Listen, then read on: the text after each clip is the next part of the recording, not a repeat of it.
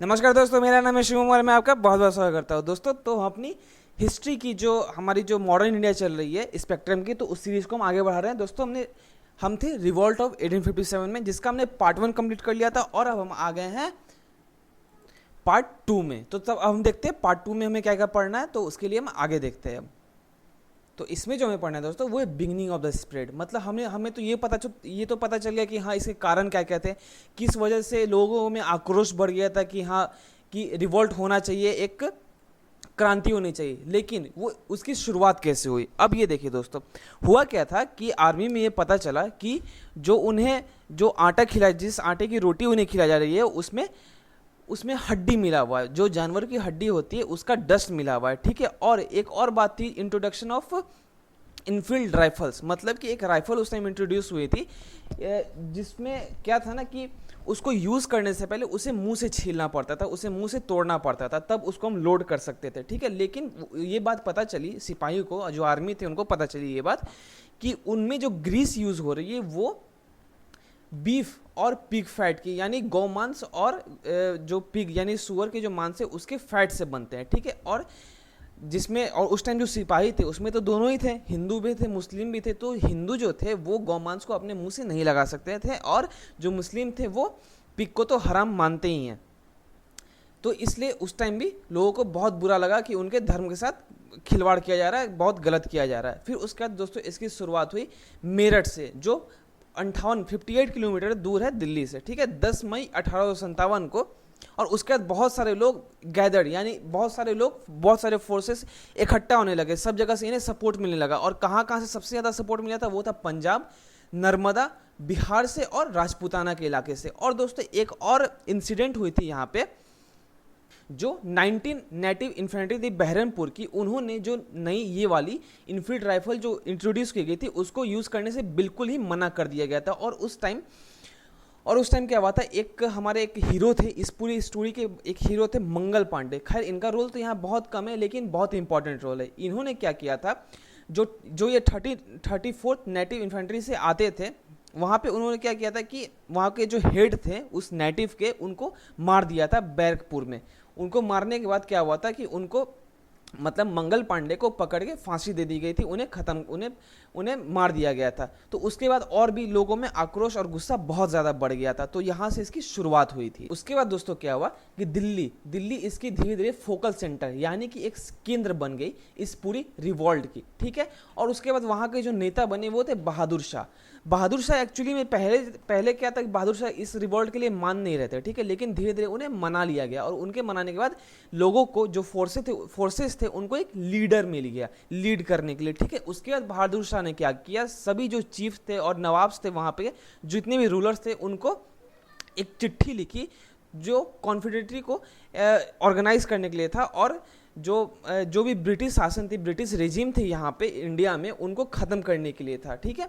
और उसके बाद जो बंगाल की आर्मी थी वो भी धीरे धीरे इस फोर्स में शामिल हो गई, क्योंकि वो तो पहले से बहुत परेशान थे। आपको पता है ना, उनको देश से बाहर, समुद्र से बाहर भेजा जा रहा था लड़ने के लिए, लेकिन वो तो मानते थे कि हम यहाँ से अगर बाहर जाएंगे तो हमारा धर्म भ्रष्ट हो जाएगा। तो ये तो पहले से ही उतावले थे आंदोलन करने के लिए। और उसके बाद अवध, रोहिलखंड, दोआब के इलाके, उसके बाद जो बुंदेलखंड है, सेंट्रल इंडिया, और बिहार और पंजाब के बहुत जो लार्ज पार्ट थे, वहाँ से लोग आए और ब्रिटिश की पूरी नींव को हिला के रख दिया, ठीक है। उसके बाद वाइट, और ऐसा ही नहीं है दोस्तों कि इसमें बस सिपाही थे, बस सिपाही लड़ रहे थे, ऐसा बिल्कुल भी नहीं था। इसमें कौन कौन थे, पीजेंट्री यानी किसान, आर्टिशियन, क्योंकि ये भी बहुत परेशान हुए थे ना, जो शॉपकीपर थे, वो डेली लेबर जो थे, वो ज़मींदार भी थे। ज़मींदार को पता ही, उनकी जो लैंड थी, वो जो एरिस्टोक्रेसी को वो जो इंजॉय कर रहे थे, उनको उस लैंड को उनसे बहुत छीन लिया गया था। तो वो तो पहले से बहुत परेशान थे। उसका जितने भी पुजारी थे, मौलवीज थे, सब, यहाँ तक कि सिविल सर्वेंट्स भी नहीं, इनको ज्वाइन कर लिया, तो जो कि इनकी रियल स्ट्रेंथ बने, ठीक है। और इसलिए ये बहुत ही पॉपुलर हो गया रिवॉल्ट। और उसके बाद इन्होंने क्या किया, जो ब्रिटिश की जितने भी लॉ ऑफ कोर्ट थे, रेवेन्यू ऑफिस थी, तहसील थी, रेवेन्यू रिकॉर्ड थे, पुलिस स्टेशन थे, सब पे यहाँ पे इन्होंने अटैक कर दिया। आपको पता है कि पहले क्या होता था कि बहुत ज़्यादा उन्होंने टैक्स लगाना स्टार्ट कर दिया, तो जब लोगों के पास पैसा खत्म हो जाता तो वो उधार लेते थे, तहसील से या फिर कहीं से भी उधार लेते थे। उधार लेने के बाद क्या होता था, उन्हें चुकाना पड़ता। तो इसीलिए इन्होंने जो भी यहाँ पे रिवॉर्ड था उसका इन्होंने फ़ायदा उठाया। फ़ायदा क्या उठाया, जितने भी रिकॉर्ड्स थे, जो रेवेन्यू रिकॉर्ड थे, उसको इन्होंने बिल्कुल ख़त्म कर दिया। जो पुलिस स्टेशन थे, जितनी जहाँ पे ब्रिटिश के पुलिस स्टेशन थे, उसको बिल्कुल ख़त्म कर दिया, लॉ कोर्ट को ख़त्म कर दिया। तो ये यहाँ से कहीं ना कहीं उन्हें इस चीज़ का फ़ायदा उठाया। ठीक है, अब आगे चलते हैं। उसके बाद दोस्तों जो रियल कमांड जो संभाल रहे थे, जो कोर्ट ऑफ सोल्जर जिसको बोला जाता है, वो कौन हेड कर रहा था? भक्त खान। भक्त खान जो है वो बरेली ट्रूप को संभाल रहे थे। जो बरेली की जितनी भी फोर्सेस थे उनको संभाल रहे थे, और उनको लेके वो कहाँ पहुंच गए? दिल्ली पहुंच गए, जो कि फोकल सेंटर थी वहाँ की। ठीक है, और द कोर्ट कंसिस्ट, मतलब कि जो सोल्जर और कोर्ट थे उसमें 10 मेंबर हुआ करते थे, जिसमें से 6 कौन थे? जो आर्मी के मेंबर थे, और 4 कौन थे? सिविलियन डिपार्टमेंट के थे। The court conduct affair of the state name imperial को, इसको इम्पेरियर कहा जाता था। ठीक है, अब आगे देखते हैं।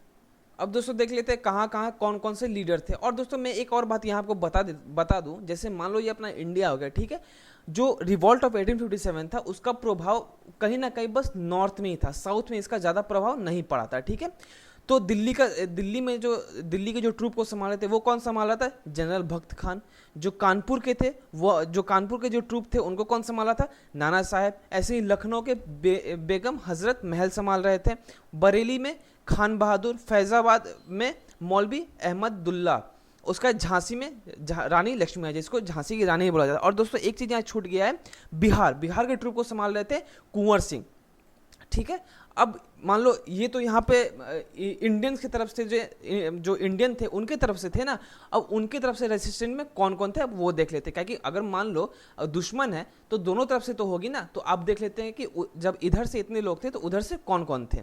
अब दोस्तों देख लेते हैं कि ब्रिटिश रेजिस्टेंट कौन कौन से। दिल्ली में जो रेसिस्ट कर रहे थे वो थे लेफ्टिनेंट विलियो बॉय, उसका जॉन निकोलसन, उसका लेफ्टिनेंट हुडसन।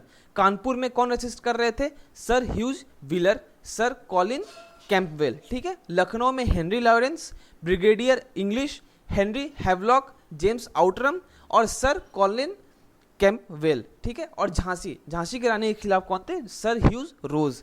और उसके बाद बनारस में कौन थे? कर्नल जेम्स नील। ठीक है, अब दोस्तों इसका सेपरेशन देख लेते हैं कि सेपरेशन ये कैसे रिवोल्ट दब गया। ठीक है, आपको पता ही है कि वो कहीं ना कहीं एक तरह से फेलियर भी था, और एक तरह से उन्हें बहुत बड़ी जीत हासिल ली हुई थी। ठीक है, क्योंकि उसने ब्रिटिश की पूरी नींव को हिला के रख दिया था। ठीक है, तो हुआ क्या था, बहादुर शाह को पकड़ लिया गया था, और जो उनके प्रिंस थे, मतलब उनके जो रॉयल प्रिंस थे, उनको ही पकड़ लिया गया था और स्पॉट पे ही मार दिया गया था। Point shoot at point by range bye lieutenant Hudson himself, मतलब उन्होंने खुद इनको मार दिया था। उसके बाद जो रोगन के रंगूल की जो जेल थी वहाँ पे बहादुर शाह जो इम्पेरियर थे उनको रंगूल की जेल में भेज दिया गया था, जहाँ उनकी डेथ हो गई 1862 में। और उसके बाद जो मुगल के पैलेसेस थे, जो ग्रेट हाउस थे, उन पे ब्रिटिश का कब्जा हो गया था। ठीक है, और उसके बाद जो उन्होंने दिल्ली पे भी कब्जा कर लिया था, जो कि एक फोकल पॉइंट था पूरे रिवॉल्ट का। और उसके बाद सर कॉर्नल कैंपवेल ने फिर से कानपुर को ऑक्यूपाई कर लिया, किसको मार के? नाना साहेब को वहाँ पे हरा के पूरे कानपुर को फिर से कैप्चर कर लिया था। और जो नाना साहेब थे वो उस टाइम नेपाल चले गए थे, और उसके बाद उनका कोई अता पता नहीं चला। 1959 में वो भाग गए थे नेपाल, और उसके बाद उनकी कोई जानकारी नहीं मिली थी। तो सर कॉर्नल कैंपवेल ने फिर से कानपुर पे कब्जा कर लिया था।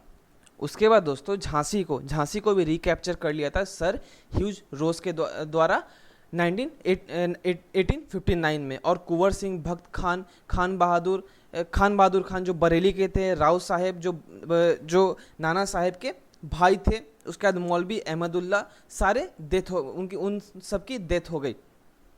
और जो while the Begum of Awadh, जो अवध की बेगम थी, वो भी नेपाल भाग गई थी, और उनका भी कोई अता पता नहीं चला। और उसके बाद एक छोटा सा दोस्तों रेबेलियन आप बोल सकते हो बनारस का, वहाँ पे हुआ था, जो उस टाइम भी सप्रेस कर दिया गया था कर्नल नील के द्वारा, और उनको मार दिया गया था जो रेबल के अपोजिट वाले थे। मतलब कि जो कर्नल नील के जो अपोजिट में खड़े थे कौन हुए थे? मैंने आपको बताया था बनारस में कौन थे। चलो ये क्वेश्चन आपके लिए, आप कमेंट बॉक्स में बताओ कि बनारस में कौन थे। ठीक है, तो उनको सप्रेस कर लिया गया था। और by the end of 1859 British authority over India was fully reestablish. उसके बाद दोस्तों क्या हुआ, 1859 में ब्रिटिश अथॉरिटी इंडिया में फिर से रीएस्टैब्लिश हो गई, क्योंकि जो रिवॉल्ट थी वो पूरी तरह सप्रेस्ड हो गई थी। और उसके बाद दोस्तों क्या हुआ, इन्होंने बहुत सारा पैसा और आर्मी यहाँ पे इंपोर्ट किया था इस रिवोल्ट को सप्रेस करने के लिए, लेकिन बहुत पैसा उन्होंने खर्चा तो किया, लेकिन बाद में उसने इंडियन से ही रिपे करवा लिया। बाद में बहुत सारे टैक्सेस लगा के बहुत सारे इन्होंने पॉलिसीज लाई, जिसकी वजह से इंडियन को बहुत सारे टैक्स देने पड़े और वो सारा रिपे उन्होंने करवा लिया। तो दोस्तों ये था रिवॉल्ट ऑफ 1857 पार्ट 2। अब दोस्तों इसका पार्ट 3 भी आएगा, तो उसमें हम लोग देखेंगे कि आगे इसके बाद क्या क्या हुआ था, कौन कौन सी पॉलिसीज आई थी, उसके बाद ब्रिटिश ने क्या क्या किया था। ठीक है दोस्तों, तो अगर आपको ये लेक्चर अच्छा लगा तो लाइक कीजिएगा, शेयर कीजिएगा दोस्तों के साथ और सब्सक्राइब जरूर कीजिएगा। तो दोस्तों मैं हूं शुभम, मिलते हैं अगले लेक्चर में। जय हिंद, थैंक यू।